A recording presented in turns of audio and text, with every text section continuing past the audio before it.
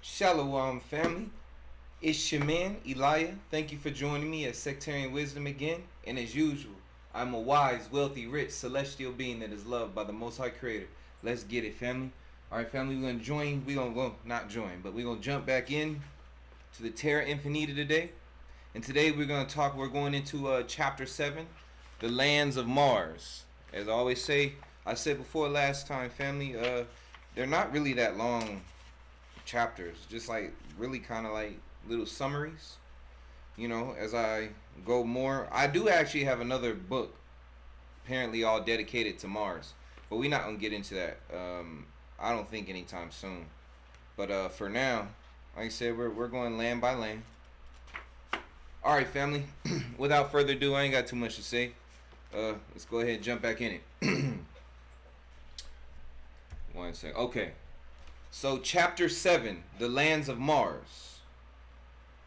Lands of Mars, who inhabits... What? Remember, this is a translation from from Spanish to English, so sometimes, okay, it just doesn't sound too right. Lands of Mars, who inhabits or inhabited these lands... Hold on. Alright, here we go. Lands of Mars, whose inhabits, who inhabits, maybe it means whose inhabitants. Let's try that. Lands of Mars, whose inhabitants or inhabited these lands that lie behind the walls of ice and the mountain walls. There lies this great world, crossing the second dome and traversing lands that few humans have ever seen. Mars has great incidence in the known lands, since in those lands several events related to humanity happened and still happen today. Hold on, let me start again, because just the way it's written. Okay. Lands of Mars, who inhabits or inhabited these lands that lie behind the walls of ice and the mountain walls. There lies this great world, crossing the second dome and traversing lands that few humans have ever seen. Mars has great incidence in the known lands, since in those lands several events related to humanity happened and still happen today. This immense circle environment and misnamed red planet harbored a great and diverse life within its dome. This native Martian civilization was reportedly totally annihilated by the colonizers. So why wasn't part of it left for possible further development, or even for some kind of manipulation by the colonizers themselves? Apparently this race was firm in their convictions based on their morals and ethics, preferring to die and extinguish their race in battle rather than beg for freedoms and quotas under conditions that colonization would impose. I like these people. I like them already. They sound like a warrior race. The Anunnaki, at the end of their mission, realized that not a single Martian was left standing, since the last ones even committed suicide. Kind of sound like the Japanese during World War II. They were surprised, since they did not expect this to happen.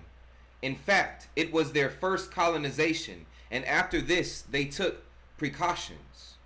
The original Martian race was known in later studies was an advanced race in its technology that prioritized the spiritual growth and welfare of their community. They had little military training and technology. Well, I guess they weren't a military race. I take what I said, but I still got respect for them in their determination and their morals. They had little military training and technology, so their defense was almost nil. The custodians soon took the great lands and grouped in the great centers taking advantage of all the knowledge and progress that was left there. Nowadays, the lands of Mars are simply experimental lands, where several races coexist and generate wars between them and different reasons for almost eternal conflicts. The leaders of these lands are both Anunnaki and custodians. There is a community of humans, mostly made up of people who belong to small groups and earn their passage only by their hard work and betraying their own race in their homelands. In other words, family, if you looked at my video, talking about your purpose in the Matrix, or even the video I did after that where, which one? Okay, I forget which other one, but it was in a reaction video. No, let's just say the video where I talked about your purpose in the Matrix. I kept telling y'all, family, these people are not your friends. All these politicians and famous people like musicians, rappers, singers, rock bands, actors, actresses, they're not your friends. They're your enemies. They're here to keep you asleep so the enemy can continue to keep us asleep. So they can continue to take what belongs to us, what is rightfully ours by birth. They're not your friends, family. You don't know these people. You don't eat with them. You don't know nothing about them. Money, family, people will do a lot for their personal survival and for money and power. Just saying, but I'm going to keep going. I just want to say that again. You cannot trust these people. Stop trusting these people. All right.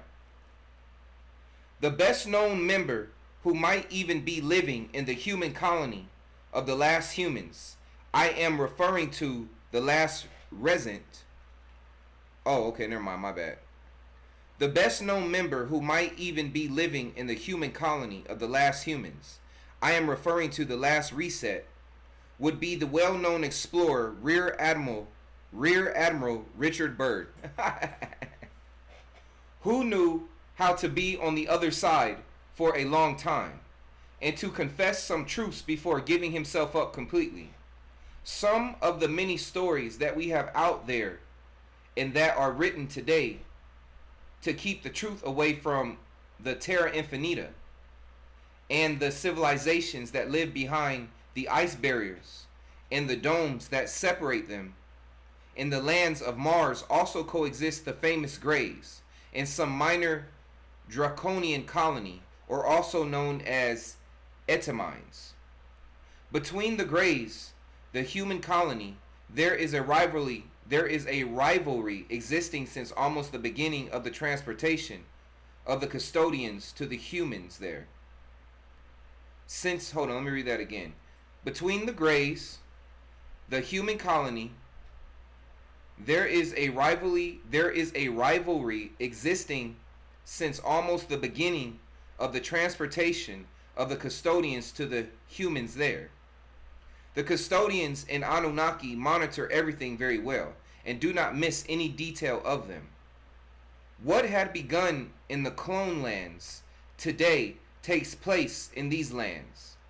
Possibly this transfer is due to the time difference that exists in that environment.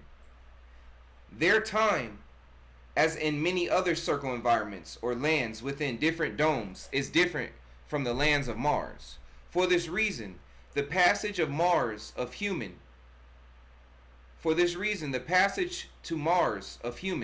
is always welcome, despite the dangers involved, since it is a one-way ticket to a long life of almost 500 years in comparison. There are also other races, almost all moved by the custodians in their frantic conquest of their 178 circles or worlds. And many other races originating from different sectors were also moved there. The lands of Mars are considered as in a large zoo, where different behaviors, confrontations, and conflict resolutions are studied. A huge farm of exhaustive monitoring and analysis of races. Okay, so Mars is a farm, huh? Okay, that's the end of that chapter, family. Next time we'll be getting to the lands of Neptune. Like I said, I have another whole book on the lands of Mars that specifically are on Mars, but we'll get into that another time. But that's just a quick summary from that book. As usual, family, thank you for listening and joining me at Sectarian Wisdom. I'm your man, Elijah, and as usual, I'm a wise, wealthy, rich, celestial being who is loved by the Most High Creator. We got it, family. I'll catch you next time. Be blessed.